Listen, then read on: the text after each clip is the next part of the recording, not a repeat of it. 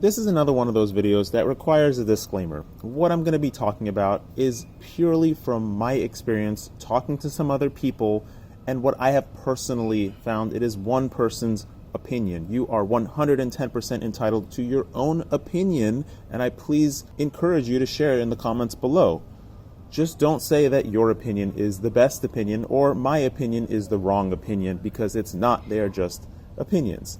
So moving forward, I'm going to be talking about the 2207 versus the 2208, as well as why I build my frames the way I do, the parts that I personally prefer. This is kind of the video where people wanted for a long time, keep asking about what's my preferred build, my preferred acro build.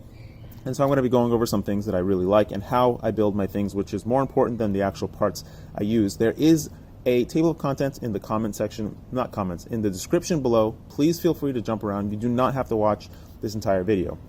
All right, so 2207 versus 2208. So a while ago, okay, and before I even move forward, I'm also going to say that Richard Sheldon of Multicopter Builders has been ahead of the game since the beginning. He's been doing this for about a year longer than I have, and he was the one that introduced the 2207 motor to the entire industry, and also he was the first person to start using the first person I know of that has publicly started using the 2208 for 5-inch and 5.5-inch. And I did not copy him. I did not even pay attention to him. It was just more recently when I was testing all things that I came to this conclusion myself.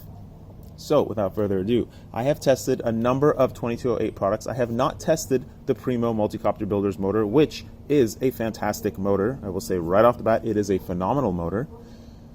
So I've tested a whole bunch of other motors from other companies, and I've also been trying to create motors from other companies and tried to get the product that I actually wanted.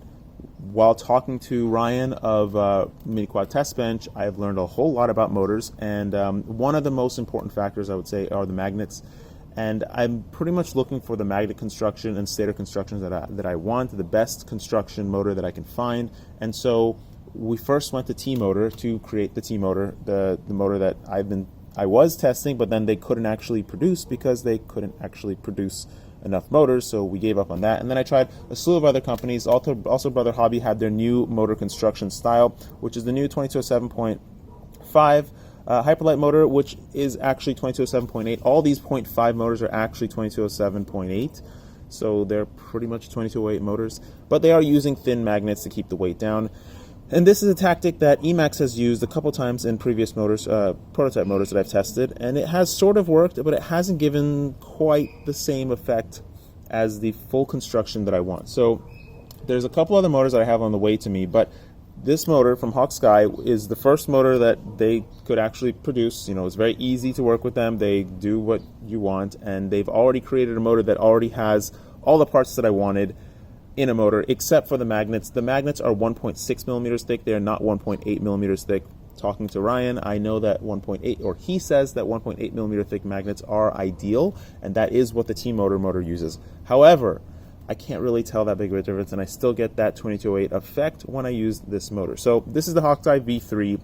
The only reason I'm showing is because it is they did construct a nice motor, and I went to them and I said, hey, you know, make it into 2208 for me. I'd like to test it and see what it's like. So this is the 2208, but here is the 2207 in 1850 kV, and then this is the 2208 they made me in 1800 kV. I asked for 1800 kV because the higher kVs, slightly higher kVs, tend to still feel better than the lower kVs in 6S. I'm making this for a 6S motor. Okay, so let's jump to what I actually feel the difference is. And before I do that, I'm going to show you Sergio flying the 2207, these two quads which are identical, without their top plates obviously, except for the motors. They are within 3.5 grams of each other. So the 2208 altogether weigh 3.5 grams more than the 2207 version.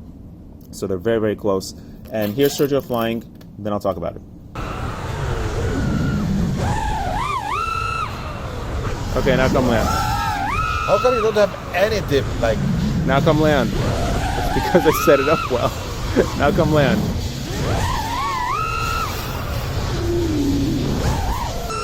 What do you feel? It flies awesome, and the other one flies awesome. I can tell. You're crazy. I swear, they both fly the same. When you're soaring, when you just let go and just let it float, you don't notice anything different? No, Oh, they both felt the same. And I still don't understand what does the floating have to do with the motors. you're killing me. This is such a very clearly obvious difference to me. I can't believe that you can't feel it. Can you shut up for a second? I'm enjoying this flight.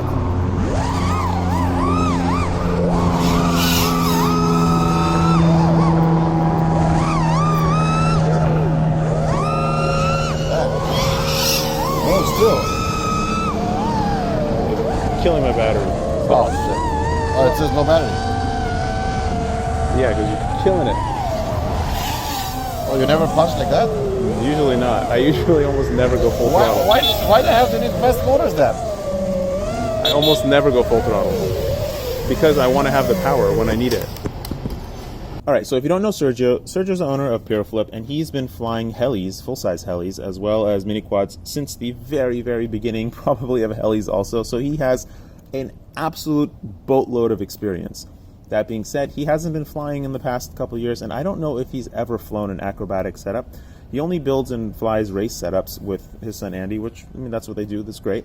But when he flew my quads, he immediately realized that, oh wow, this flies very different than his race setups, and he was very much enjoying flying the quad because it's so well balanced and actually performs better. I really don't like bottom mount race setups, or just many race setups just don't fly that great. Acro setups really can have the potential to fly amazing.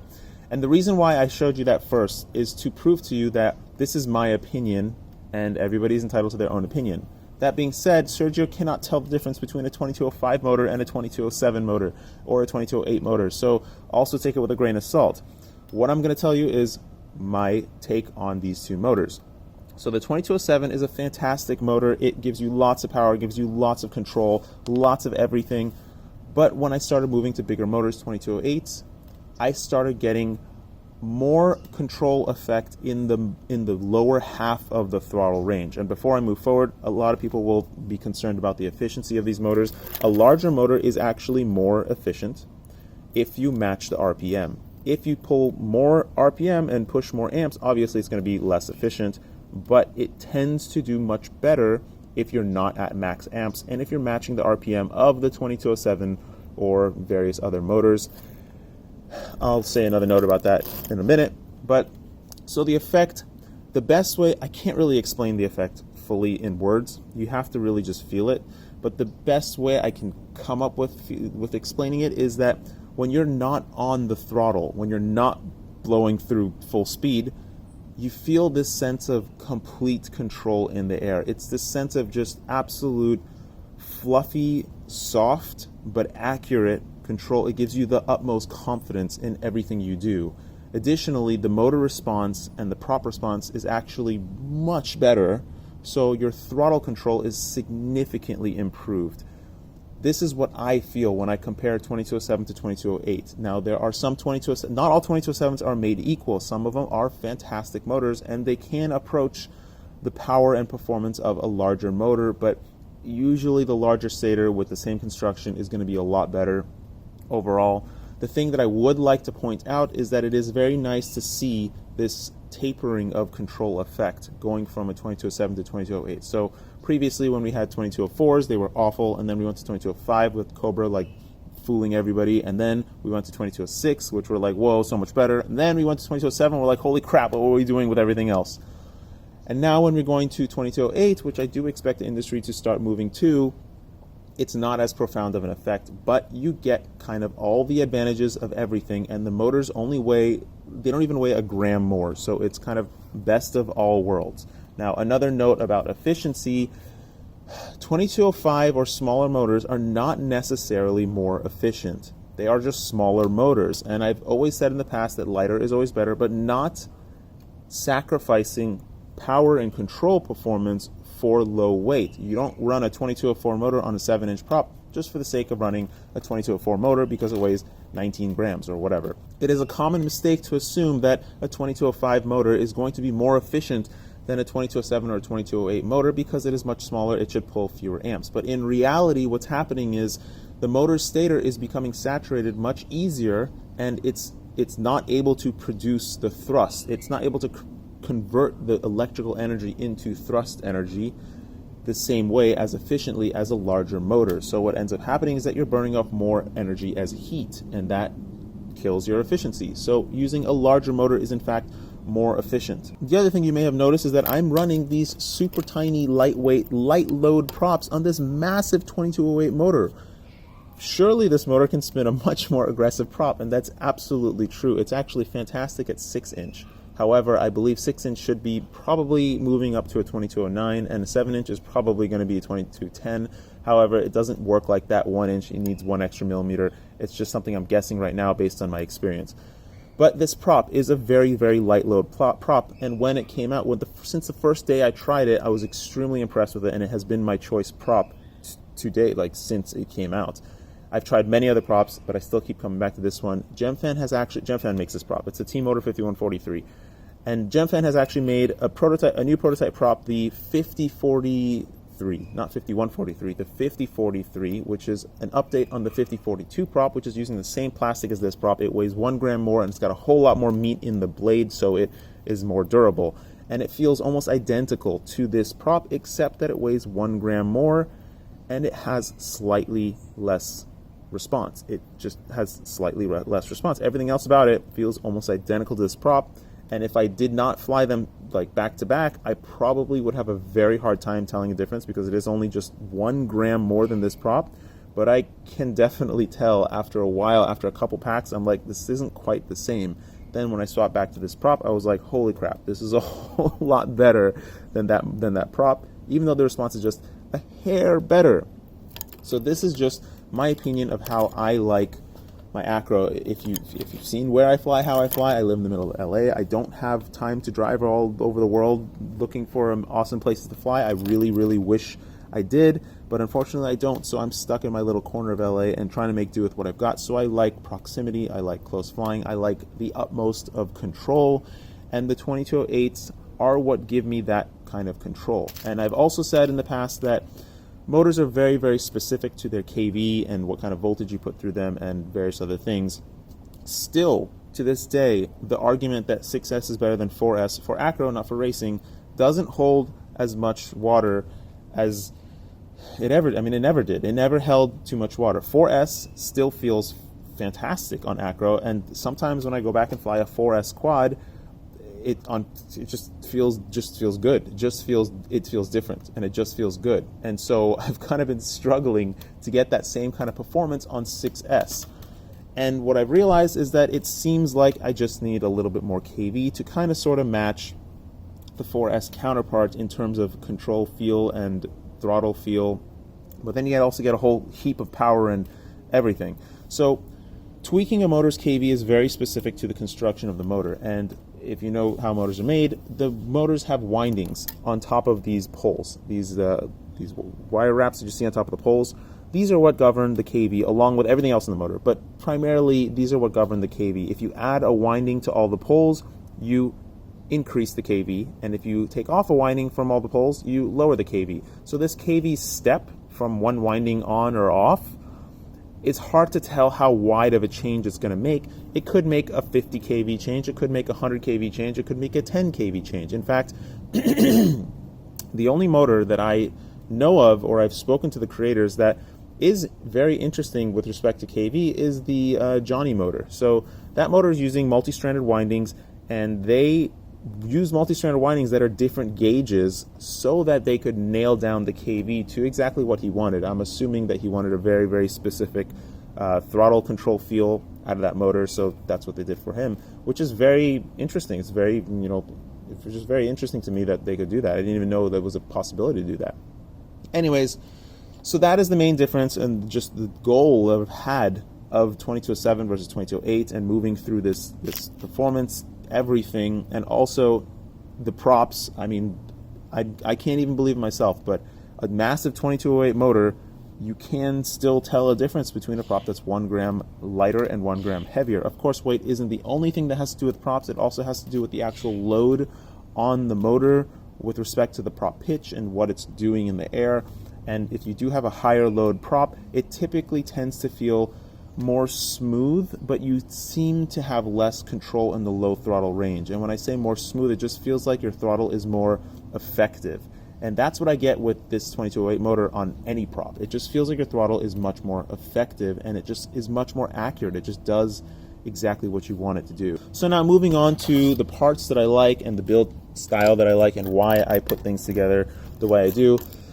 Let's really quickly talk about the parts. So moving forward, I really probably will only fly 2208 motors on 5-inch, and I'm going to probably test a 2209 or 2210 motor. So this motor that I've been showing you guys, it will come. It's not going to be a hyperlight motor because it's just like something that I have personally been developing. It will be sold, however, and I'm hoping to just, I'm going to make it look a little bit different, but it's just going to be one motor, and it's intended for 5S, 6S, various prop sizes. And I said this a while ago that we should have just made one motor in, higher KV for 6S that you run, 6S for 5-inch, 5S for 6-inch, and 4S for 7-inch. And that is effectively what this motor will be. It'll be an extremely versatile motor, and I'm going to try to target a price point of $19.99 or $20 because I think that's very important too. The price cannot be really more than $20. I don't think a motor should really be more than $20, maybe $21 at the most.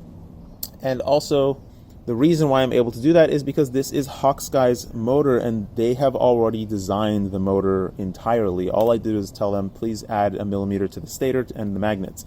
And so I didn't change a thing. Even though I would have liked to have 0.2 millimeter thicker magnets, it doesn't matter. It performs fine. It performs exactly how I want it to perform. It is comparable to the T motor, which is pretty freaking incredible to me.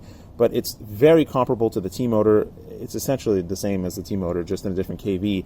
I do think that I will have to drop the KV one notch on this motor from 1800 down to probably 1750 range because it is extremely powerful, and I do have to kind of cut my maximum throttle limit a little bit to just fly very nicely. These ribs on the side of the motor, they are not the same kind of ribbing like on the ZMX motor. They don't give you that pseudo hallback effect kind of thing, which is not totally true, but whatever.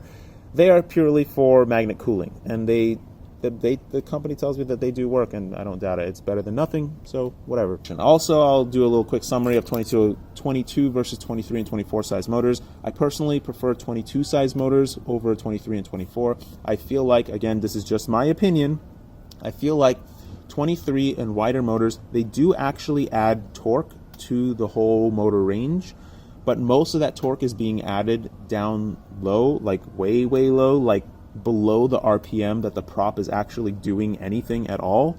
So it's kind of a waste. And for some reason that I do not understand and nobody has been able to explain to me, the wider motors just suck at the top half of the RPM range. Like they just don't do anything. Like there's just no feel. And the 22 size motors are kind of the opposite. They have not no feel, but they have, I mean, as long as you're using a taller 22 size motor, they have kind of a more squishy feel in the lower half of the throttle range, and the top half of the throttle range is just like power, power, power. So if I was racing, which I don't race, keep that in mind, I don't race, I would probably look towards a 2306 motor, not a 24 or anything wider, because it's just not good. It's just, I'll talk about that in a second, but 2306, the reason for that is because when you're racing, or at least the way I conceptualize it, is that when you're racing, most of the time you're at the top half of your throttle range, so you want really nice squishy resolution in the top half of your throttle range. Whereas for freestyle and acro, I'm usually in the lower half of my throttle range. I almost never use max throttle, and like literally almost never, like not even coming down from a hard dive to a stop, I just don't use max throttle. I expect the motors to be powerful enough that I don't need that. I really only use max throttle for that final launch over a tree, just to get me that last couple miles per hour. So yeah, and the reason why I don't agree with 2405 is because I tried it and I thought it was awful. But no, that's not the total reason. I actually gave the 2405 back to Sergio after half a pack of flying it. I told him this is the worst motor ever made. I don't want it. Stop making it. Don't sell it. And it went on to be the most popular motor for racers. Racers really liked it because they can throw really big, heavy props on it, and it gave them a lot of resolution, the top end of the throttle, whatever. Racing is a totally different story. The reason I wouldn't necessarily consider a 2208 for racing is because at the top end of the throttle, it does go a lot faster, and it does pull a lot more amps, and racing is surprisingly become more about efficiency than it is speed and power. Speed and power is actually not all that important, seeing as how they're now, our team Power Drone, Pyroflip, are now flying the DCL quad, which is freaking 700 something grams, almost 800 grams on a 4S battery around tracks, and they're not doing much worse than a 6S 2207 build that weighs 200 grams less, like, which is freaking incredible. All right, so moving on with why I build things the way I do and the parts that I like. So I'll quickly go over the parts that I like. Obviously, I've told you about the props and the motors.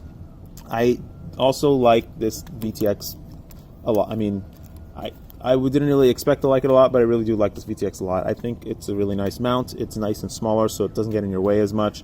Everything about it works great. It's 800 milliwatt. It has smart audio that works fantastic. It's just overall, it just fits into how I build nicely, so I do like it. And up until this morning, actually, the Talon F4 was my favorite flight controller.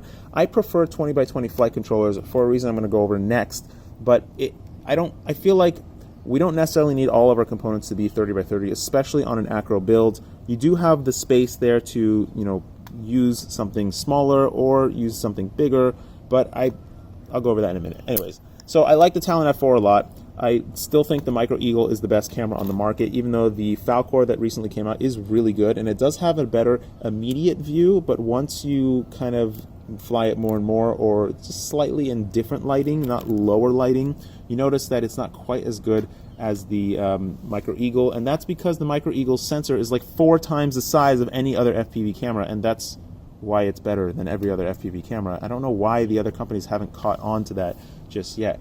The 4-in-1 that I'm using in here is actually the non-Joshua Bardwell $34 32-bit 4S 4-in-1 that I use on 6S with this giant cap. Also, I have this cap on top of here, which one of our people from Pyroflip made, Olaf. He's freaking awesome. He's been learning how to make ESCs and all sorts of various electrical components, and that thing is just, it'll be in a link in the description below, but it's really, really useful. Anyways, large Panasonic cap that has been donated to the community by Raceflight and Kaylin, and surprisingly Preston, probably one of the best things that they did. They are the first ones to recognize that you needed a very specific capacitor to do what we needed it to do. Nothing on my build is very specific to what I like, and I can kind of build anything, anyway, to my liking, as long as the motors and props kind of fit what I want. It doesn't matter what flight controller you use. They all pretty much perform the same as long as they're F4, except for one caveat, which I will go over probably at the end of this video and then in the next video as well.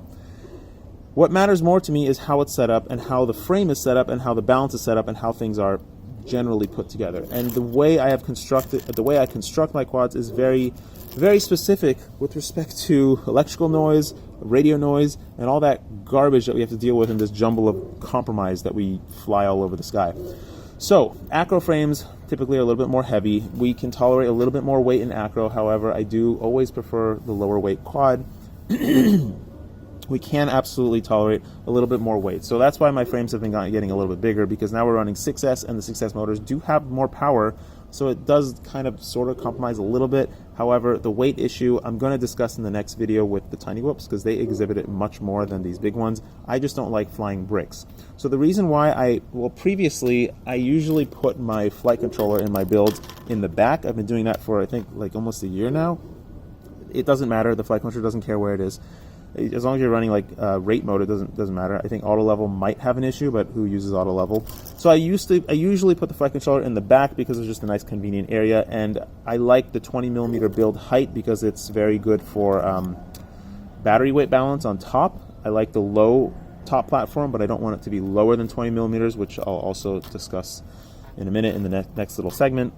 But when you're building at a 20mm build height and you're building a whole lot of quads and you don't have all the time in the world and you don't want to like mess with stuff, using a stack that's taller than two 30x30 boards or two boards at all is kind of annoying in a 20mm build height. Yes, you can. I mean, some people can probably fit 10 stacks in a 20mm build height, but I can't, and I don't have time for that crap. So I only use 2 stacks in 30x30 in order to make my life simple, just simplify everything for myself.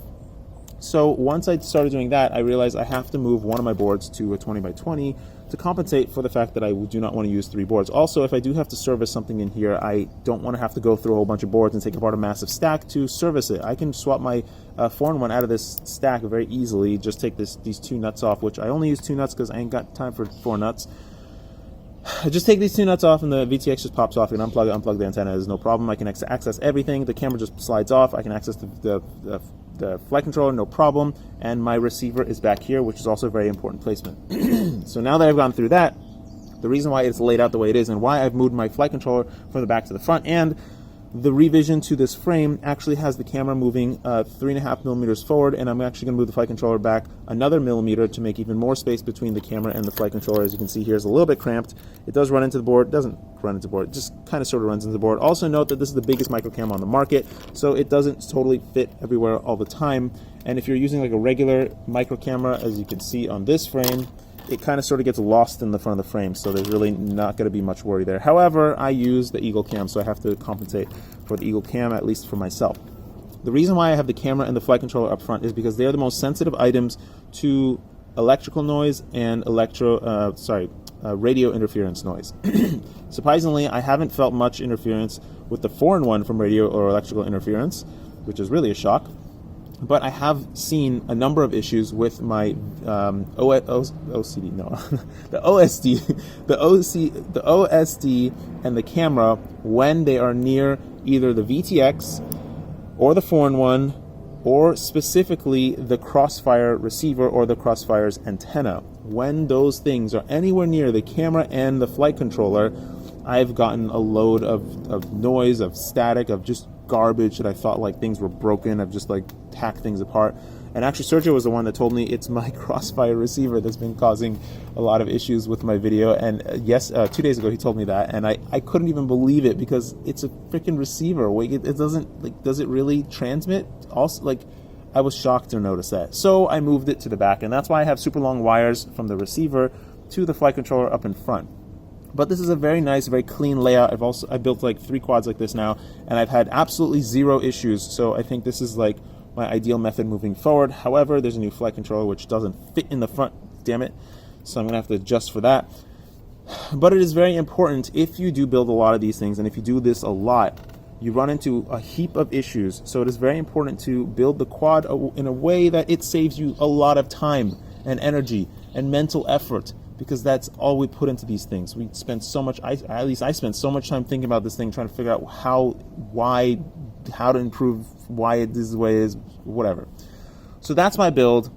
My preferred build today is a 2208 1700 to 1900 kV motor. You can't tell what the kV should be because it is very specific to the motor, and that's also why when the motor that I kind of sort of, this one that I've working on comes, it will not even have a kV range. It will not have a size. It will just be one motor. It'll be very distinct. You'll know what it is, and it'll just be made for acro. You can use it for racing if you like. You can use it for 6-inch, 7-inch, whatever you want, but it's really intended for 5-inch acro specifically, 5-inch and 5.5-inch acro specifically.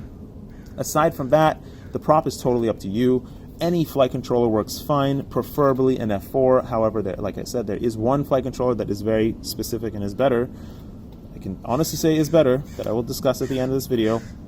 Any VTX you like. I personally like this one because it fits into the way I build things very nicely, and I think it's a very nice, robust VTX. I also, when I was like fiddling with Betaflight, I had plugged in a 6S battery and I had left it on for like 10 minutes while I was fiddling with Betaflight, and the VTX did not burn out, even though it was on 800 milliwatt pumping out. So, you know, thanks for that, and it's very nice. It says it's a tank, so I guess it sort of kind of lives up to its name.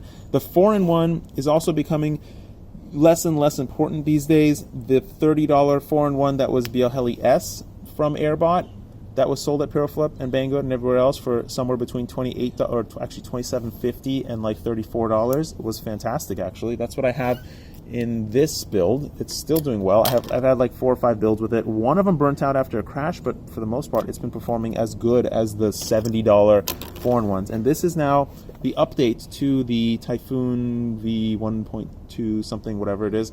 This is the update to that board, which is the BL Heli 32 board, which is not really any better. I mean, I can't really feel a difference between D-Shot 1200 and 600, which is really the only difference between BL Heli S and BL Heli 32 as far as I can tell in actual flight. Anyways, it's an update to that board, and that's what PureFlip's selling now. Joshua Bardwell has changed a cap or two or moved something around and claims that his board is a whole lot better.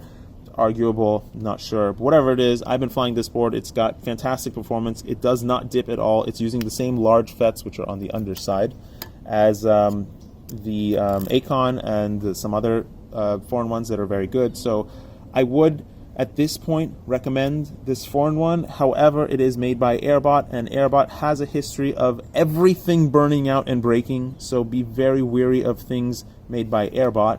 And yeah. I'll go over the flight controller now. So this is a very special flight controller. This is the Helio Spring 20x20. I literally got this in the mail yesterday. Like, they sent it to me yesterday for testing. And up until this point, I haven't actually tested Helio because there's honestly a lot of stuff around Butterflight that I'm just not too crazy about. When Butterflight came out, it was not really liked by all of the Betaflight test devs. I mean, I don't know why there's such a feud between flight controller things like this, but whatever. Anyways, I didn't use the Helio Spring because I wasn't using 30x30 flight controllers anymore, and they just didn't fit in my build, whatever. And I don't expect it to be a whole lot better because, I mean, it's a flight controller. It's an F4, whether it's filtering or not. I mean, Betaflight flies freaking incredible now. Well, how much better could it possibly be? And that's why I've kind of just waited for them to come around with their 20x20 board, and they have taken their sweet time. It's taken them months, many months to get this board together. Finally, I sent it out. I'm not a big fan of the layout of the board, but I'll just cut to it. It does fly better. It does fly handedly better. However, the only improvement is really in prop wash, and that's pretty much it. So the prop wash is just not there, and prop wash is, I can't even speak on prop wash. I don't entirely know what it is, but I do know that after testing this, I actually jacked up the PIDs to like 150, and it didn't have any prop wash or jiggle or jello. It was just wiggly when the throttle was in certain positions. And then I dropped my PIDs to like 10, and it still did not exhibit any kind of wobble or prop wash. It just felt loose. So that's the kind of amazing thing about this, is that if I did that on any other flight controller, I would get a whole mess. So what this does is that their IMUF, which I'll talk about in another video, but their IMUF, it separates filtering from the actual flight code. And that means that the flight code can actually do what it's intended to do without worrying about filtering or anything. So the IMUF, which is their independent filtering system, feeds very clean data into the flight code, and the flight code just executes its PID controller exactly as it's intended to, nothing else going on. You can turn off all filters, you don't have to worry about any of that stuff. And it does actually work, because this is the first time since I was building aerial photography platforms like 7 years ago, 6-7 years ago, that the PID controller actually exhibited the actions that it's supposed to exhibit from when I learned it 7 years ago. Like, when you lower the P, it actually feels looser. When you increase the P, it actually feels tighter, and you start getting a wobble. So now you can properly tune a quad again with no freaking noise in your way, which is really amazing, because now tuning, it's approachable now. Now you don't have to worry about prop wash. You can just keep increasing your P until you start getting oscillations, and then you can start increasing your I until you stop getting these weird movements when you're off the throttle, and then you increase the D as necessary. That's how it was supposed to be from the very beginning, and now we can actually go back to that.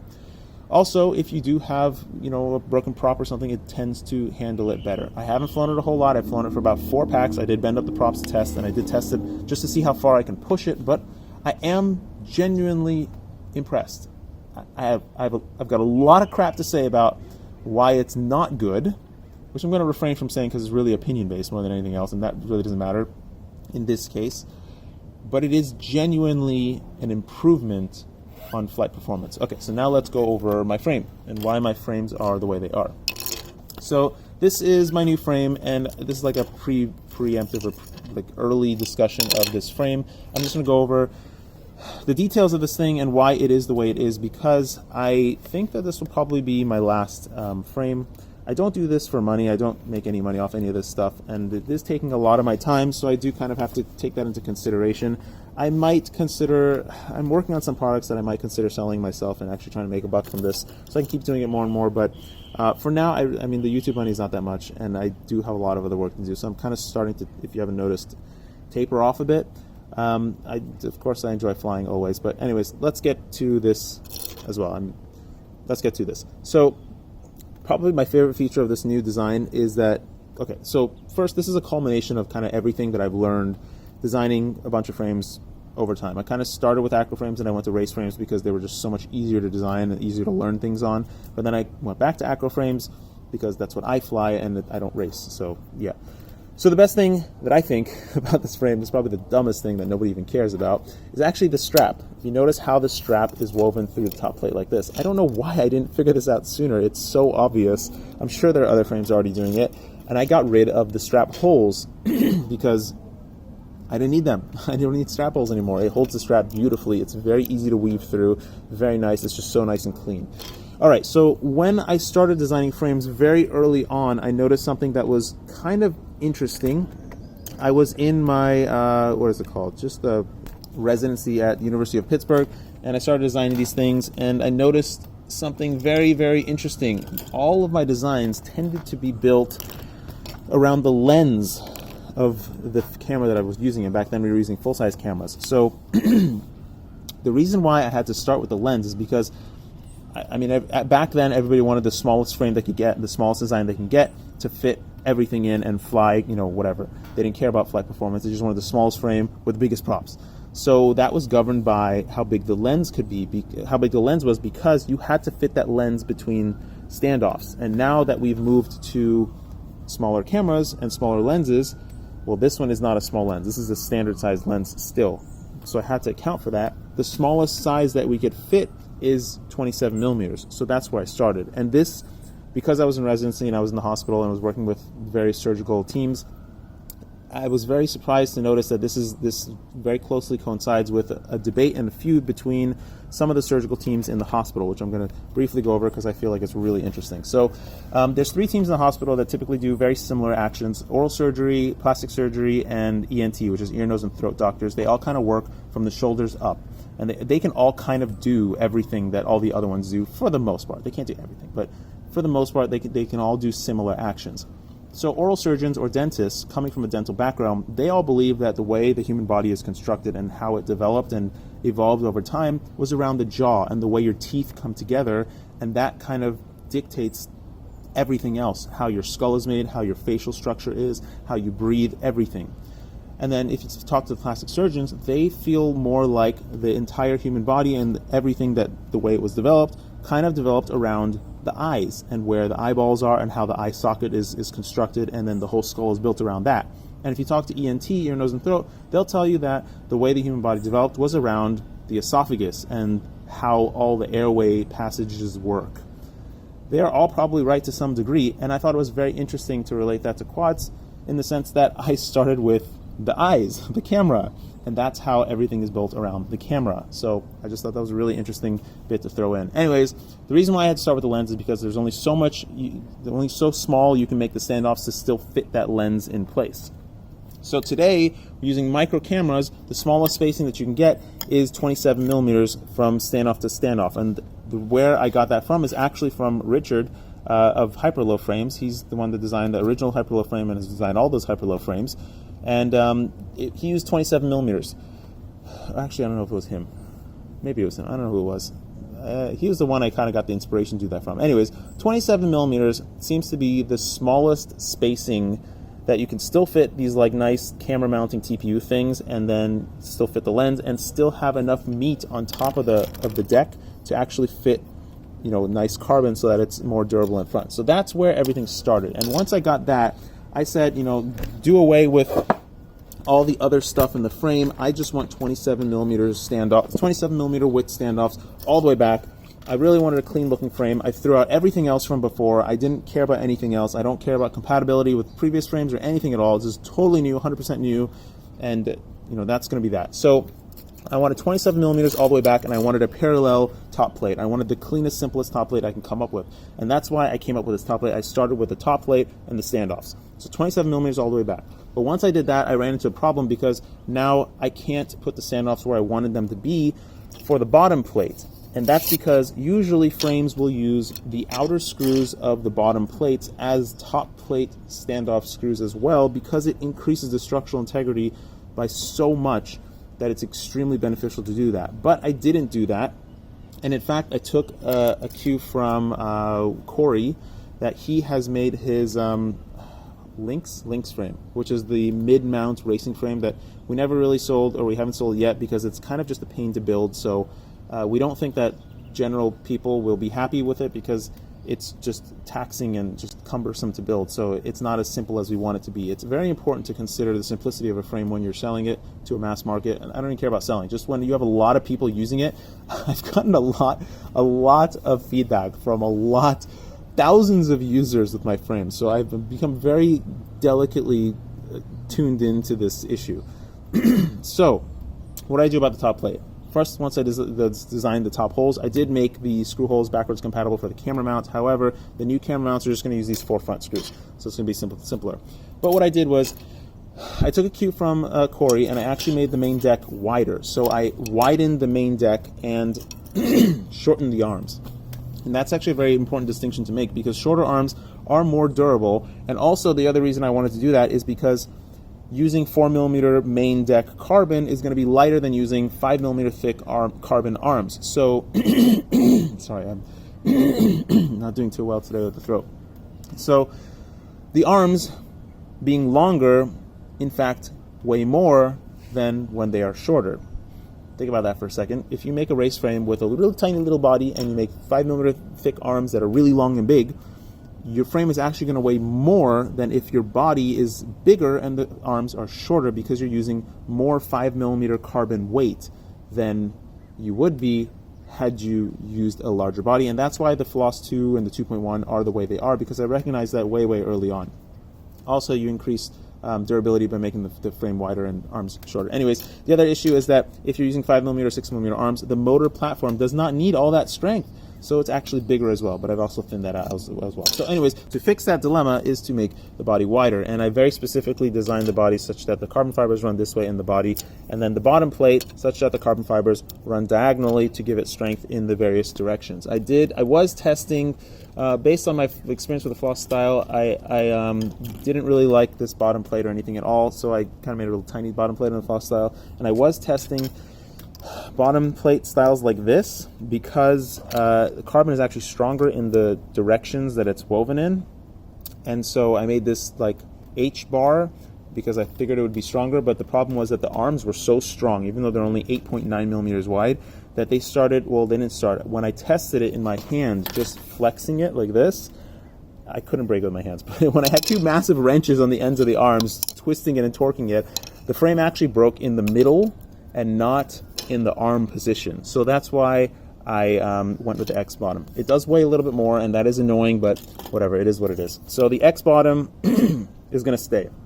Also, the final frame will have a hole spacing for, not hole spacing, it'll have spaces for you to stick your screw holes through so you can reach the 30x30 as you can see here, as well as the 20x20. And let's start from there. So, because I like my long build and various multiple boards and spreading things out across the frame so that I can improve radio interference, electrical interference, all that stuff, I have included 3 totally separate, totally accessible 20x20 platforms and a 30x30 in the middle at all times, regardless of if the camera is in the front or is not in the front.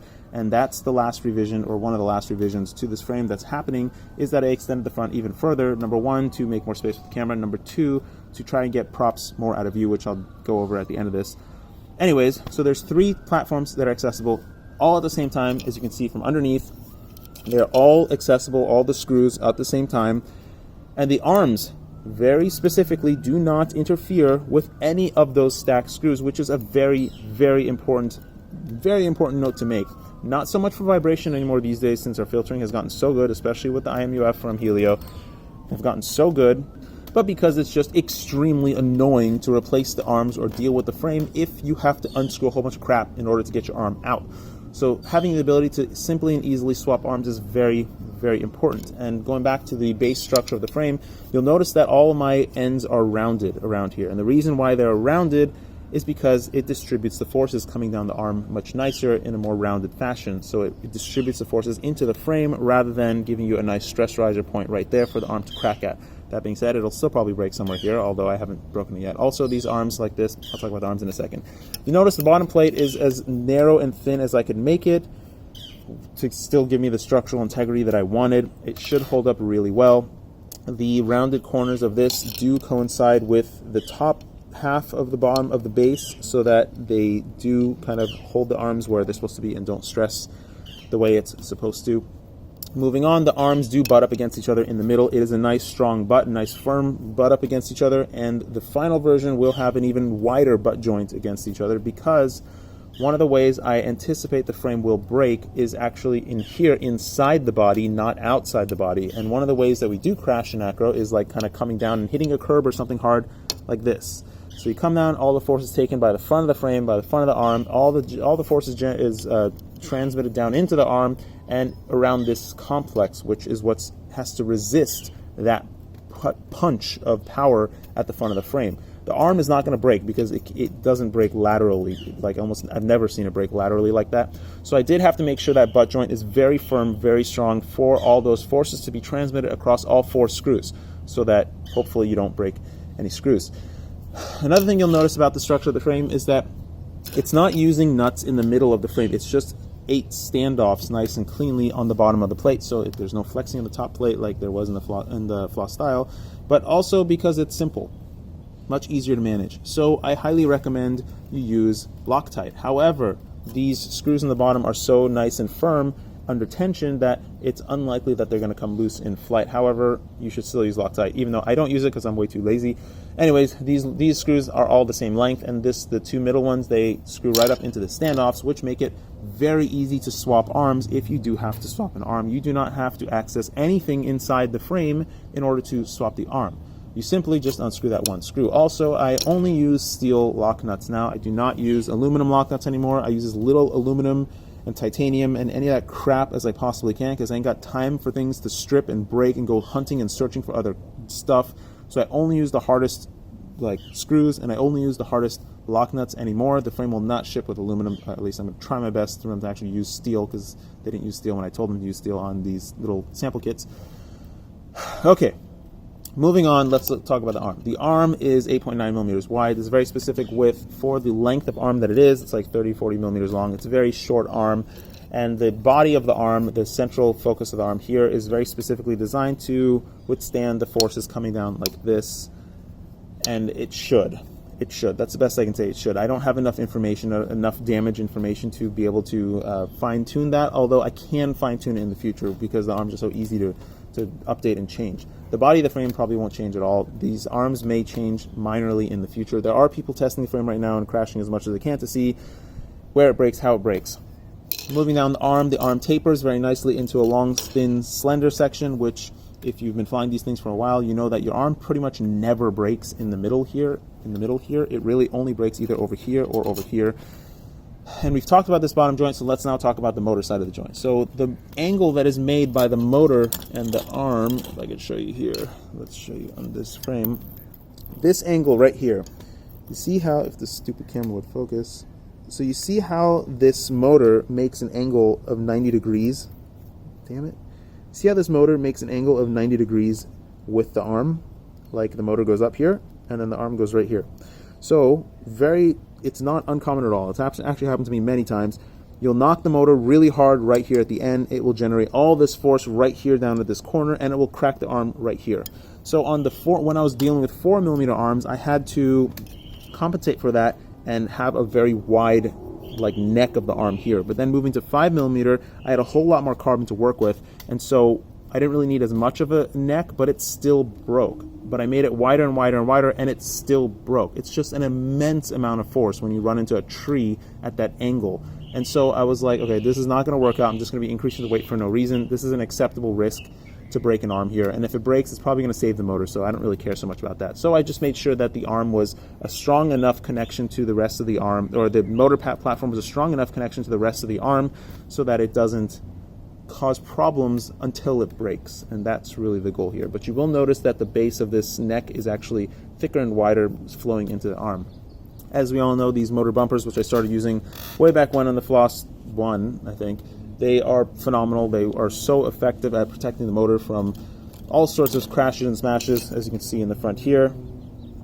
And yeah, so the spacing of the standoffs is also very specific, because the standoffs the width this way. They need to be wide enough in the center in order to fit all these massive foreign ones that we're using. I don't really care about the flight one or race flight foreign one because it is in the field in a league of its own with the size that it is, so I don't know if that fits in here. Also, all-in-ones have fallen out of favor, which I don't even recommend anymore myself, because now the combo boards have gotten so effective and easy to use. So this had to be wide enough, but making the space wider makes the frame much, much weaker.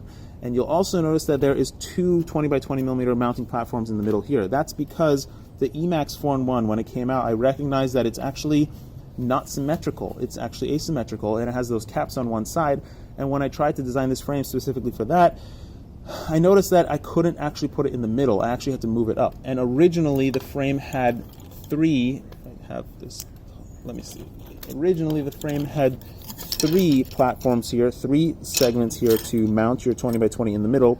And that's because when I first designed the frame, I was going to be using the Emax 4-in-1, 20 by 20 4-in-1, which I don't recommend 20 by 20 4-in-1s. I'll talk about it in a second. And so I needed to move it once a little bit over to get it centered in the middle and actually fit between the standoffs. But then I realized, well, if I don't use that 4-in-1, I want it to be centered. My OCD would go crazy if it was not centered. So then I put a center set of holes, and then I was like, well, maybe I want to turn the 4-in-1 around the other way. And so I had to put 3 sets of holes. But then when I tested it, it actually broke right on those holes. So I deleted the forward set of holes so that it doesn't break on those forward set of holes. Another thing you'll notice is that all of my screw platform hole patternings they have a lot of meat around all of the actual screws, so it's not very likely for you to crack the frame in the corner. Even the camera's telling me I'm talking too much. All right, so the last thing I want to go over is that getting props out of view with a GoPro at low tilt is very important for many people. It is not important for me because I don't do pro work. In fact, most of the time, I don't even know why I'm flying with a GoPro, because nobody cares about watching me fly aside from myself. I think we're all a little narcissistic like that. We love to watch ourselves fly and feel like we're like fighter pilots or something. So I really don't know why I care about the GoPro at all, but that's also the reason why I don't care if the props are in view. In fact, I like props in view because it feels like I'm flying again. So yeah, that's that. But a lot of people are doing professional work and they do want the props out of view. And even myself, if I was to do a long range flight, I would definitely prefer props not to be in view because I want to enjoy the scenery, and some people might actually watch it. So how do you get the props out of view with a low tilt? Specifically with a low tilt. You can tilt the camera up to 35 degrees. You can get the props out of view no matter what. But to get it out of view with 20 degrees or sub 20 degree tilt, which is what many pro pilots fly with, I'm using pro as this like actual word. These guys prefer low tilt because it just looks better. It looks more cinematic. It follows the quad better overall. So they need to get the props out of shot with low tilt. And something you may notice about the Johnny Share frame, or the frame that Johnny made, is that his top deck standoffs are like 40 millimeters tall, and that's specifically to get the props out of shot no matter what angle you have on your GoPro, whether you're using a Session or Hero 7, doesn't matter. Props will always be out of view. Also, there are a number of ways to get the props out of view that many frame designers have used. One way is to make the frame squashed. Put the props really close together, make a wide X. I don't know why people keep asking me for a wide X. It's awful. I don't know if you've tested a wide X versus a long X. Like, you need this spacing. I don't care if it's wide or long. You need space between the front and the back props for it to perform well at all. And a lot of people that fly the frames that do have short bases, you'll notice that their flying is really just forward and backwards, or just like they don't do carving or turning or things like that as much because it doesn't perform in that way as well. So you definitely need this spacing. So I just threw out wide X. It's not an option. The other option is a limo frame, a super duper long frame. If I was to lengthen the body of this frame to get the props out of shot, the front would have to be 36 millimeters longer, and I would have to lengthen the back in order to compensate so I can stick the battery all the way back here. That's a lot of length to the frame. I'd have to make the frame like more than 50 millimeters longer for what? Just for the handful of people that want to get the props out of view? No, I'm not going to do that. That's ridiculous. It also makes the frame look awful, and the standoff spacing would be crazy, and the frame would be much more prone to fracture if you crash the front somehow. So no, that's out of the question. The next option is to raise the top deck another 20 millimeters to get the props out of shot. also not practical because the weight distribution is not good, and the frame top deck is at a very specific height in order to give me the proper prop unloading and various other things. So I've come up with another option of adding a third deck on top, or a second top deck, which would just be this section chopped and added to the top with 20mm standoffs and 30mm screws driving through the whole damn thing, because if you're trying to do that, you don't really care about weight anymore. Even though the frame weighs about 100 grams as seen with steel everything, you don't really care about weight if you're trying to do that anymore. So yeah, maybe that's going to be the best option. I'm going to keep it like this with the same top design, so that if you want, you can move your FPV camera up here so that you can closer see what the GoPro is seeing as you're flying, as well as you can get the prop side shot of your FPV camera as well. Probably, maybe, I don't know. Anyways, oh yeah, the frame will also come with all sorts of hardware. It comes with the hardware that you see here. Also, it's going to come with a bunch of spares, as well as the 8mm screws that you need for the motor mounts, all the screws necessary to mount all the screw holes in your motors. And you'll also notice 16x16 motor mounts, because that's just efficient now. We don't need 16x19 anymore. And it will also come with M2 hardware, long steel M2 screws. I only use steel screws on my stacks because I don't have time to deal with things that break at all. And yeah, that's it. I've talked enough. Thanks for watching. There's a lot more. I have another video that I gotta make right now, which is I think is very interesting too. Okay.